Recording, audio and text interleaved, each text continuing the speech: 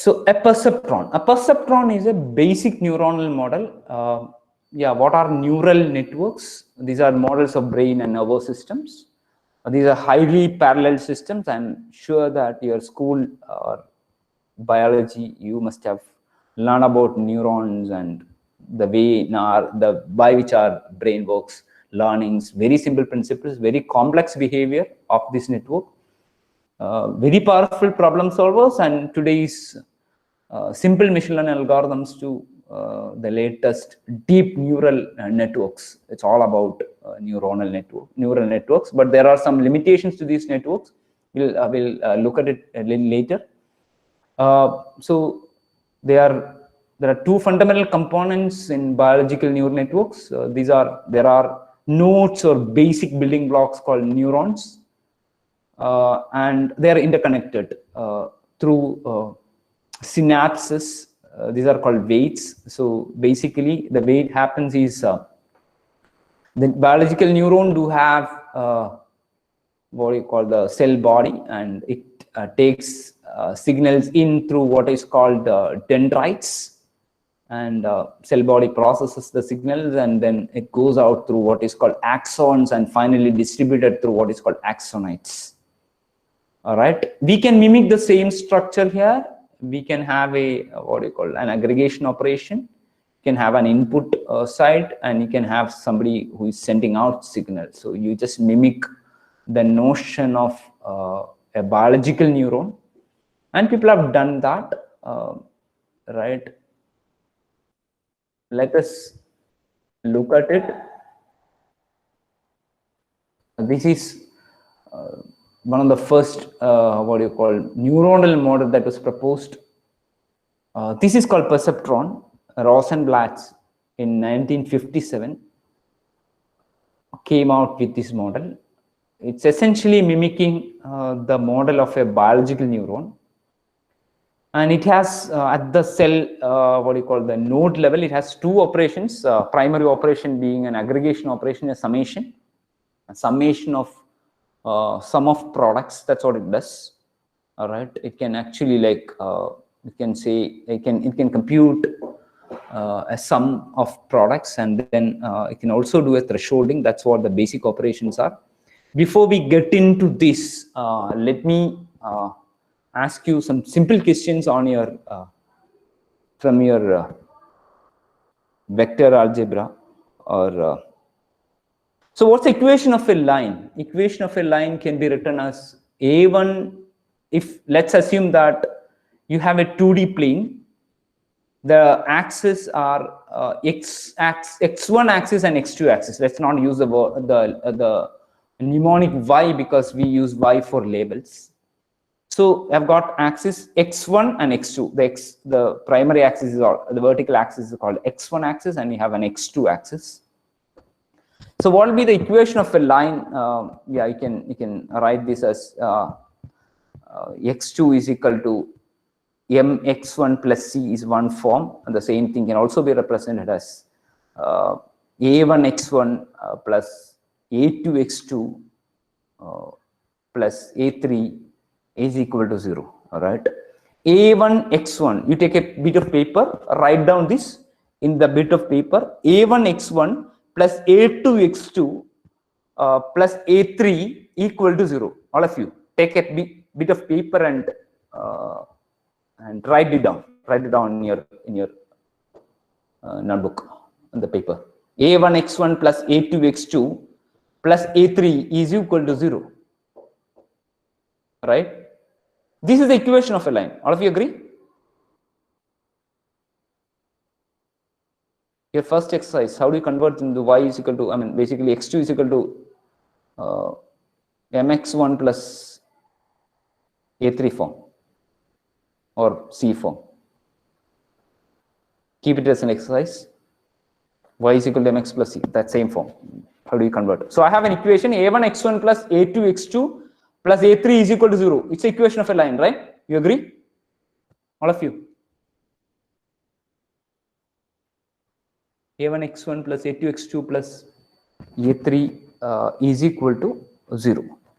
Write this in a vectorial form. Your points in this space is a two-dimensional space, two axes, x1 axis and x2 axis, right? So any point here is an x1 and x2, right? Right? x1 and x2, right? How many parameters? Three parameters. So let's forgo the a3 part, which is essentially like the intercept. So let's write the equation of the line as a1 x1 plus a2 x2 is equal to 0. Will it pass through the origin? a1 x1 plus a2 x2 is equal to 0. Okay. So a1 x1 plus a2 x2 is equal to 0. Write this in a vectorial form. You can write this as a vector, right? a1 a2, right? Transpose vector x1 x2 is equal to 0. The vector with two components a1 a2 and another vector with two components x1 x2, a1 a2 vector, x1 x2 vector. So a1 a2 vector transpose x1 x2, the vector with components x1 x2, right? This can be written as, let us call the vector with a1 and a2 as w. Let's label this as w, and the vector with x1 components x1 and x2 can be written as x. This can be written as w transpose x is equal to 0, where w has two components and x1 has two components. So this is the equation of a line. If I take it to a high dimensional space, it is called the equation of a hyperplane. Agreed? So w transpose x is equal to 0 is the equation of a line or a hyperplane. What is w? Where w transpose x is equal to 0, which means that as per your linear algebra or basic understanding of vector algebra, you would say w transpose x is equal to 0, where w and x are orthogonal vectors. You agree? W transpose x is equal to 0, where w and x have two-dimensional representations. It's an equation of a line. Let us look at this. Can I see? I've got a simple context. I've got a simple context, a two-class problem. The plus one class, y is equal to plus one class, is all circles, and the second class is all pluses in the second class. And I've drawn a line which separates the circle classes from the line classes. Right? You get it?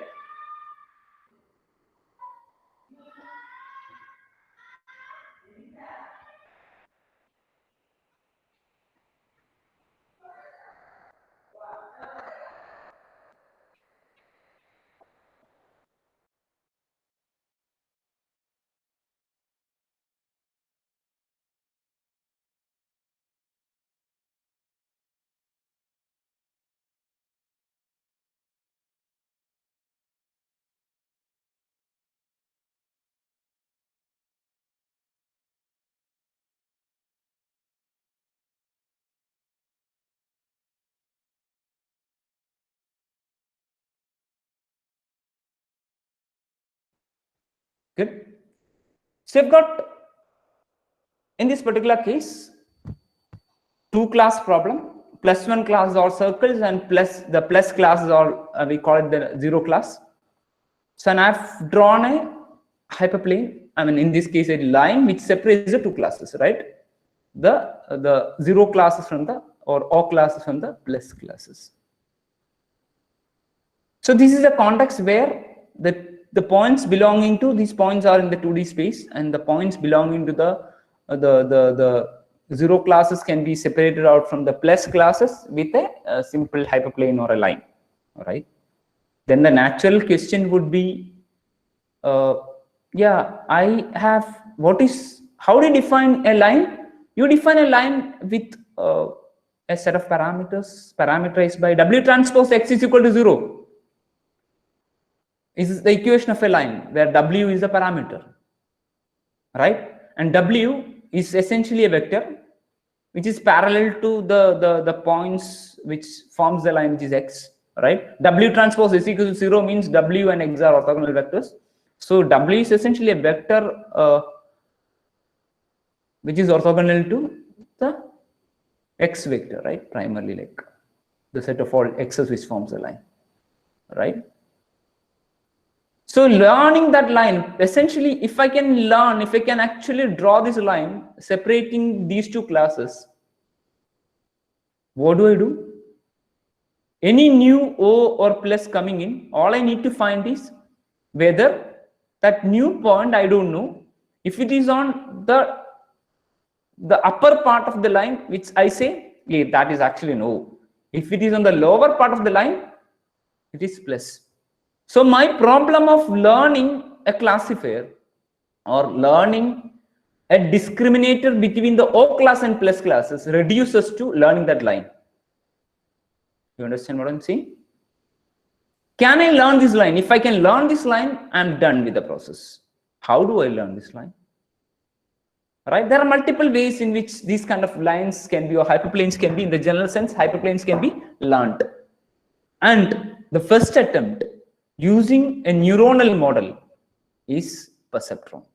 And how does a perceptron learn? A perceptron is essentially a neuronal model which can learn that W, which defines the line separating two classes if the two classes are separated, can be separated by a line. This is called a linearly separable scenario.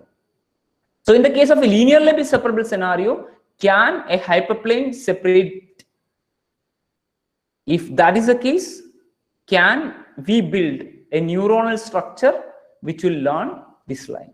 And this question initially got, the right in 1957, Rosenblatt came up with an answer, and he said, yes, I can build a neuronal model which will learn the equation of a line, provided there is a line which separates the two classes. You call it linear separability. If there is linear separability between two classes, I can learn a hyperplane.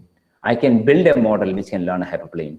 And that neuronal structure gave rise to the class of algorithms, which is called neural networks, and this being the prime mover in that context. This is called perceptron. And how does the perceptron look like? And understand, perceptron is not the only model which can learn a line. There are other models also. Perceptron is a model, is a neural network based model which proves that a line can be learned. And it looks like this. What it does is, so there are a set of weights, just like your primary biological neuronal model. These are actually synaptic weights, and you give input here, all right? And what this does is, this operator does is, it will take it will multiply the input with the weight associated and do a summation and then do a thresholding. That's what it is. That's what a perceptron does. Let us move on and see how a perceptron actually works. All right. This is what a perceptron. How does a perceptron learn appropriate weights? The first step, as I already told you, the first step in any machine learning paradigm is get your data represented appropriate. Told you yesterday that your profile get representing in the bank will be different from your profile in your Facebook versus your educational records. So you get your right representation, contextually relevant, with contextually relevant attributes for your problem in hand.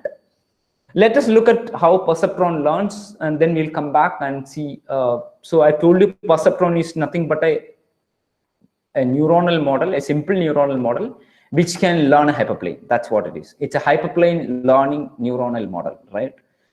I've got examples now, and I've got, these are actually examples of fruits, and this is an example. This particular case I've taken from the internet, just for simplicity of understanding.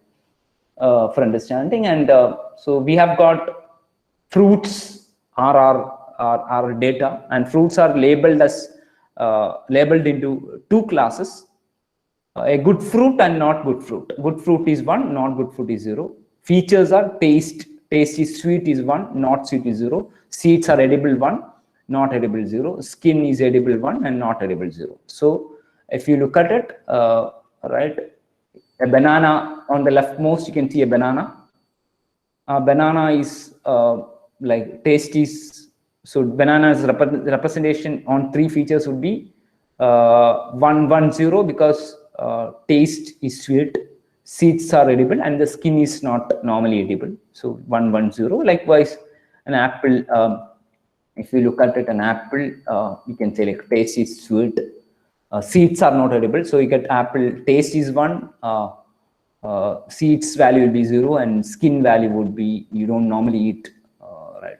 So you put 0. If you want to put 1, that's also fine. You get a representative apple. So any fruit you can represent in a 3-dimensional vector using this particular representation mechanism. And you have two labels, 0 and 1. So how do you start perceptron learning? You start with a network. You have got 3 nodes. And there is a summation node, and there is a thresholding value. I told you thresholding value is 0.4. You put, you don't have absolute no information on your weights. You put all weights to be 0. Then what you do is weights are all empty. This is where you start. I'm going to present inputs to train the perceptron. We'll show each example at any moment. We'll show one example to this neuronal model. Let the neuronal model learn, right? That's what it is.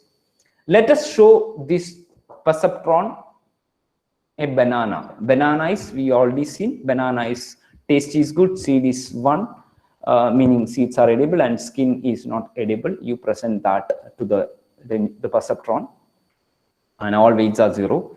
So what that summation module does is, it'll do a what do you call sum of products. So 1 into 1. So 1 is present here, 1 into 0. So what you get is 1 here, and you get 1 into 0. So you get 0, and again 1 into 0, you get 0, and 1 into 0, 0. So you get total 0. 0 is not greater than 0.4, which means that you get an outcome of 0. All right. So is here. So we presented with a banana. All right, and then what do you do? You just 1 0 1 into 0 0 1 into 0. So 3 things: 1 into 0 0, 1 into 0 0, 1 into 0 into 0 0. You get 0. 0 is not the threshold value that you put is 0.4, and so which means that 0 is not greater than 4. You get output 0, but banana is actually like, it's a sweet fruit. So it's a 1 case. Your teacher said it's a sweet fruit, but your output machine says 0. So this is how you get it: 1 into 0, 1 into 0, 1 into 0, and then yeah. So you got it wrong. You need to adjust the weight. How do you adjust the weight? You have a teacher provided class. Teacher said it's 1. You predicted, the model predicted 0. So 1 minus 0. My node input is and the first input space I put a 1, the seed dimension I put again 1, and the skin dimension I put 0. So you have node input signal, basically the node input value, and then you have the teacher's provided class, the predicted class, and you can also then there is a node input, and then there is a learning rate. Learning rate can be how much you need to adjust. We'll come to that later in a later point in time also. So 3 parts are here: learning rate. Let's put it as 0.25 for the understanding. Teacher is 1, machine predicted 0, 1 minus 0 is 1, input value is what you call 1.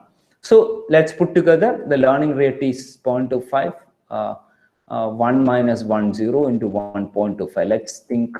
All right. So basically what you do is for each of the dimensions, you have got 1 1 0 as the input, teacher minus provided 1, teacher said 1, and the what do you call the machine given is 0, 1 minus 0 is 0, learning rate is. So what you do is, for each of the weights you adjust weights. How do you adjust the weight?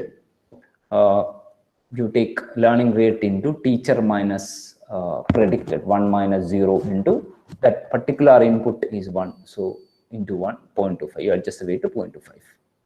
Then what you do? All right, you get the next thing, 0.25 into 1 minus 0, again teacher minus predicted, same prediction was 1 minus 0 into 1. 1 is the input, you get 0.25. All right, this is how you adjust the weight, 0.25 learning rate 0.25, teacher minus predicted 1 minus 0 into input is 0, so you get 0, no adjustment here, right? You have trained the weights. Let's show it a pair. A pair is shown. Pair is taste is good, seeds are not edible, and skin is also edible. You present it, what do you do? W transpose X, meaning 1 into 1, 0 into 0, 1 into 1. You get 0.25. 0.25 is not greater than 0.4 our threshold, set threshold value. So again, output will be 0. What do you do? You again adjust, right? 0.25 into 1 minus 0 into 1.25. So your adjustment in weights, you add that weight, 0.25 plus 0.25, you get 0.5. Again, 0.25 into 1 minus 0 into input is 0, you get 0. So no adjustment here. And here is 1 is the input, 1 minus 0 teacher minus predicted into learning rate 0.25, you get 0.25. So you get this also adjusted. So after pair is shown, learning from pair, this is the weight of the network, right? Essentially what you do is, you adjust the weights and then you present it with a new, this is a new weight, all right? Let's show it a lemon. Lemon is a fruit, the third training data, training point. Everybody's taste is not sweet, seeds are not edible, skin is not edible. So 0, 0, 0. What you do is you W transpose X, essentially like input into the W weights, right? W are essentially the weights in that synaptic connections. 0.25 into 0, 0.25 into 0, 0.25 into 0, 0 is greater than 0.4. Teacher set 0 and machine also set 0, which is that teacher, and there is no adjustment. You don't need to do anything, no adjustment needed. All right. Let us show it a strawberry. What happens is strawberries taste, seeds and skin are taste is good, seeds are edible, and skin is also good. It's basically edible. And then so what you do is W transpose X, 1 into 0.5 plus 1 into 0.25 plus 1 into 0.25, you get 1. 1 is greater than 0.4. Output is 1, and strawberry is definitely a sweet fruit, so it's a 1. So teacher and what you call prediction is right. So there's no there's no difference. 1 minus 1 is 0, so you don't need to adjust anything, right? Let's show it a green apple. Green apple is 0, 0, 1. Tastes are it's sour, so seeds are not edible and skin is edible. So what you do is 0 into 0, 0 into 0.25, 0 into 0.25, and 1 into 0.25. 0.25 greater than 0. It's basically like, it's at green apple is not, it's a sour, meaning it's not, it's a 0. Teacher said 0 and you also got 0. So no adjustment needed.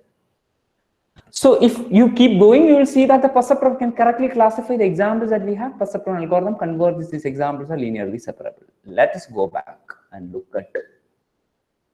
So I just want a little confirmation from your side on, have you got what is working there?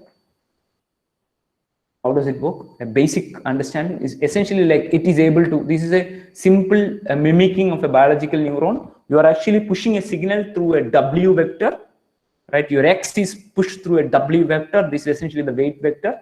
And you start with a weight 0. You can start with any initialization, and then W transpose X is what you compute, right? W transpose X. And then you take a threshold, which is called a nonlinearity, and then if it is above threshold, you fire. It's called an activation. You fire, meaning you get 1. If it is below threshold, you give 0. And how do you at any point you'll be presenting the network with 1 point at a time. Compute the notion of error. Error is what? There is a ground truth for the training data. You know the label. The teacher provided the label, and you know what the machine gave. If there is a difference, what you do is you try to absorb your input into the weight. That's what it is. So your learning algorithm is essentially, if you look at this algorithm carefully, your learning algorithm is essentially teacher provided minus predicted class is essentially, what is it? It is a notion of error. All right. You take the error, and if there is an error, and if you see there is an error, what you do is you absorb. Your adjustment in weight is proportional to your input, and how much of the input is absorbed to the weight, it is depending on the learning rate. If you have a learning rate of 1, it's typically set between 0 and 1. If your learning rate is 1, what happens is like your node input is copied to the weight. If the learning rate is 0, you don't copy anything. If the learning rate is in between, you absorb a little of it. 0.25 meaning 1/4 of your node input is absorbed to the weight if there is an error, right? That's what perceptron learning algorithm is. Perceptron learning algorithm is proven to be converging, meaning it can learn provided there is a linear separability. So any two-class classification problems where there is a linear separability, perceptron can learn it. You present one point at a time, find the notion of error, you adjust the weights according to the error, and then you keep presenting points, and based on the error, you adjust the weights. And this particular equation that you see here is called a delta rule or a perceptron learning algorithm, and this is how you adjust the weights in a neural network in a perceptron. And this is the same mechanism. A modified version of this mechanism is used till your deep learning, right? Till your deep learning algorithms, right? Essentially what you do is you have the notion of an error, right? And based on the error, if there is an error, what you do is you adjust the weight. And there is, how do you adjust the weight? If there is an error, if your teacher provider is 0 and your predicted class is 1, you get 0 minus 1 point. 0 minus 1, it's minus 1. So learning rate into minus 1 into node input, which means that your delta W will be negative, which means that you reduce the weight. If your teacher is 1 and your predictor is 0, then also you make an error, then you adjust the weights. And there what you do is you actually you get a positive value for delta W, you add to the weight. And how does it, we'll look at it more formally, mathematically. Essentially, all I want to say is a simple perceptron learning algorithm is nothing but an error, an algorithm which leverages the notion of an error, and based on the learning rate or the extent with which you need to absorb your input, and if there is an error, you keep adjusting your weights. That's what it is. And a perceptron is nothing but a neuronal model which can learn a hyperplane. W transpose X is equal to 0. You can also add what you call a bias if you want, right? That's plus C is equal to 0, right? That's what a perceptron learning algorithm is. And there is proof. I'm not giving you the convergence proofs because it's a little more, I mean, I have a mixed class, otherwise I would love to do math here.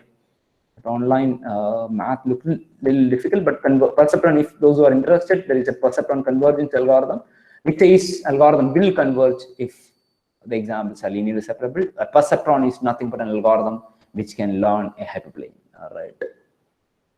Right. This is our supervised learning paradigm is, you remember, xi yi pairs, xi belongs to RD, yi belongs to set of categories, and then a perceptron, linear separability. If there is linear separability, perceptron will learn it. You can start with any line, you can start with random initialization of weights, and if what will happen is when you change W in W transpose X is equal to 0, what is happening is you are rotating the line. W transpose X is equal to 0. If you change W, essentially what you do is you are rotating the line, right? You change W, meaning W is the direction perpendicular to the line. If you change W, what happens is you are actually rotating the line. And added a C to W transpose X plus C is equal to 0, you are actually dragging the line, your y-intercept changes. Forget about C for the time being. You change W, essentially a perceptron learning algorithm gives you an option to change W in W transpose X is equal to 0. Essentially what you do is it will help you to find that line with your training data, so that the line, when perfectly aligned to separate the two classes, or the hyperplane when perfectly aligned to separate the two classes, you say I am not making any mistakes. I've found the line. So perceptron learning algorithm in one sentence is a hyperplane learning mechanism by mimicking the principle of a biological neuron. Essentially, you're trying to learn the weights of a biological neuron such that you can compute W transpose X, where X becomes the input and W becomes the synaptic weights. And you have it here. And you can introduce a nonlinearity after the product of the sum of products, right? Essentially the aggregation operator. So a simple neuronal learning algorithm goes like this. You can initialize weights, present a pattern and a target output. Target output is what you get. Compute the output. Wf of f is essentially, in our case, f is a thresholding function. F can be any complicated function. We'll come to that later, a sigmoid function or tanh function. This is called an activation function. In our case, a thresholding function, or it can be the latest DL algorithm. The activation function used in DL algorithms called a ReLU. It's a max of 0 comma value. So that's another activation function. In our case, it's a simple thresholding function. So what it does is it does W transpose X, right? And then pushes through a F, you get the prediction Y, right? Then you do an update of weights if there is an error. Wi t plus 1, that the next moment, the weights, updated weights would be what you have today plus delta W. How do you compute delta W? Delta W is computed using dou E by dou W into eta. Eta is nothing but the error rate. Eta is the learning rate. Eta is a learning rate. E is the error. And dou E by dou W is nothing but the gradient of the error with respect to W. All right, and you repeat it till you have an acceptable level of error, where eta is the learning rate, typically is between 0 and 1, and error signal is computed as, the E is computed as target output T minus the machine given output O. T minus O is called error.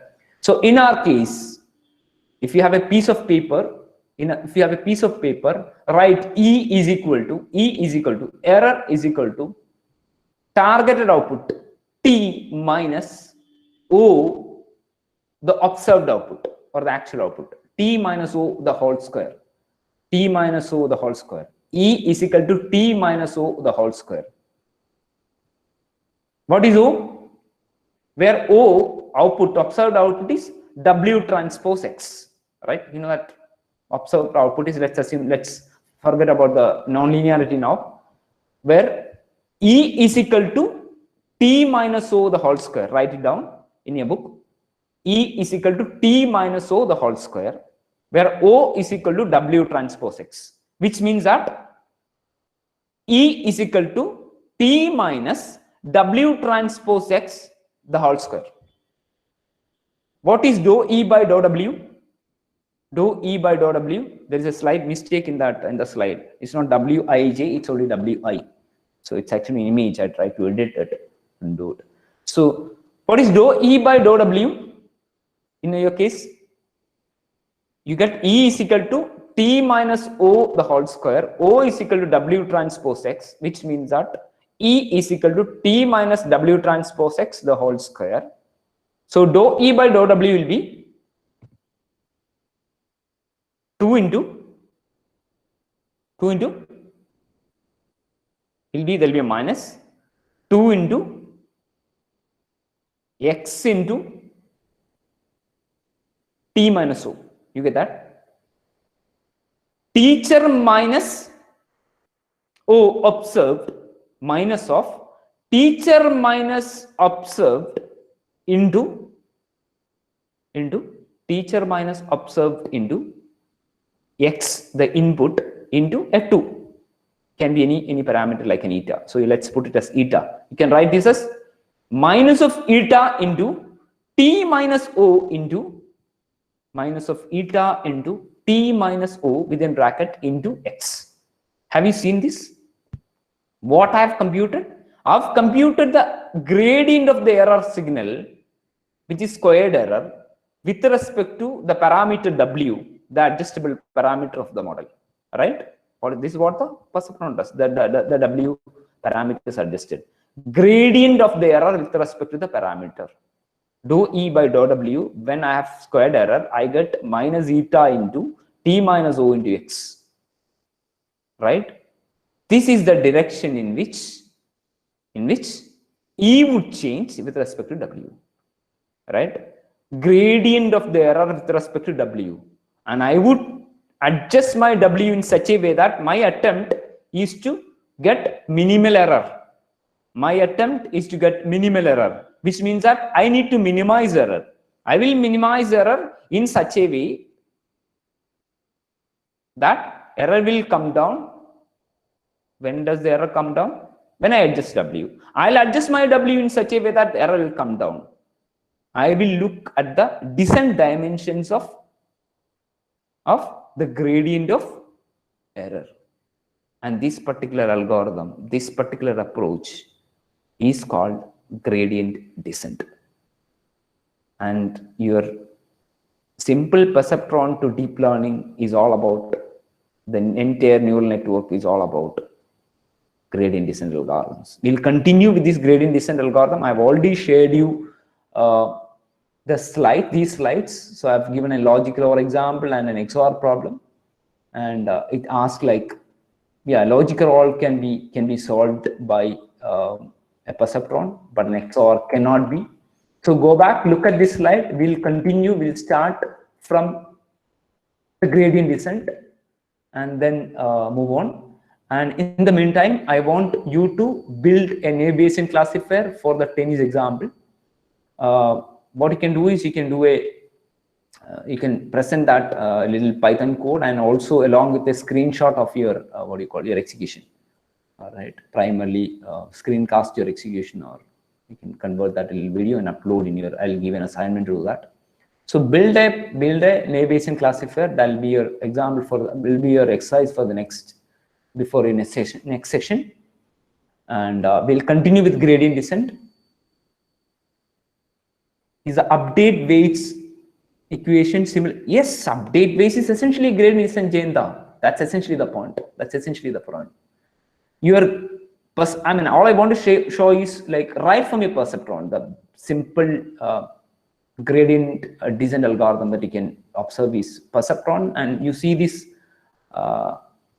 right from a perceptron to a DL, the latest DL, you will see only gradient descent. Gradient of what? Gradient descent across the error curve. That's what it is. Sahiti? The updates, delta W is computed using gradient descent approach. And that is how neural networks weight adjustment is all about gradient descent. That's a point that I want to make. And a neural network, a simple linear neuronal model, it's all about learning that W transpose X. It's a mechanism to learn that W transpose X. That's it. All right. So two crucial points over here.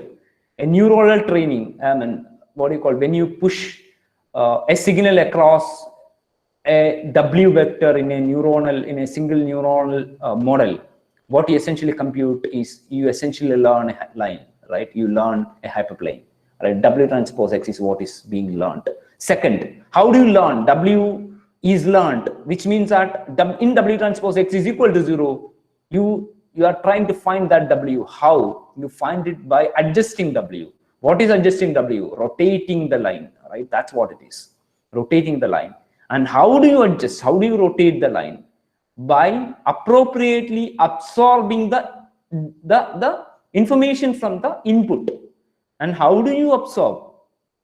Based on the gradient. Gradient meaning you have a machine, you have the ground truth. You find the notion of an error. And what I've asked you to do is look at the squared error. Find the gradient, and you know the error. Your agenda is to minimize the error. To minimize the error, all I can do is I can't change the training data. All I can do is I have training data, I've got error. I can adjust the weights.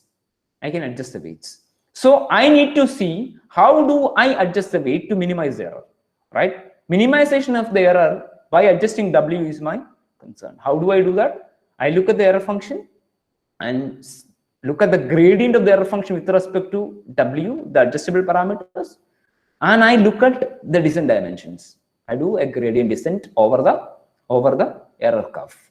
And entire neural network literature is all about that. We are going to complicate the things further in the next class. I want all of you to go back, start reading, look at all these slides, start reading on gradient descent, and we'll see a more complicated version of gradient descent. We'll start the next class from gradient descent.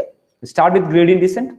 I'll show you that perceptron, you've already seen perceptron is nothing but gradient descent. The weight adjustment is with gradient descent. And we'll see like a little further, we'll see that, okay, if you connect multiple neurons also, you can do gradient descent. Algorithm is called modified delta rule or perceptron, I mean, basically backpropagation learning algorithm. That's the next agenda for the next class. And maybe towards the end of the class, we'll see more gradient descent algorithms in the DL literature. So if you have to understand how a neural network works, you have to understand the notion of learning a hyperplane. You have to understand the notion of gradient descent. These are the two take-home principles that I wanted you to study, because the rest of the material is typical textbook, right? And I want to stop here because already 12:45, and I'll look at what happened with the sessions today. And good. And I would expect you to come back to me with an implementation of a naive Bayesian classifier. We'll be looking at backpropagation algorithm today, and I may even share a little reading material for you in the next class, so that we'll be able to we'll have a smoother ride through the class. And yeah, that's it for today. And if there are any questions, I can take it up for another 2-3 minutes, and then otherwise we'll wind up now and continue with the class next Monday, 9:15 again.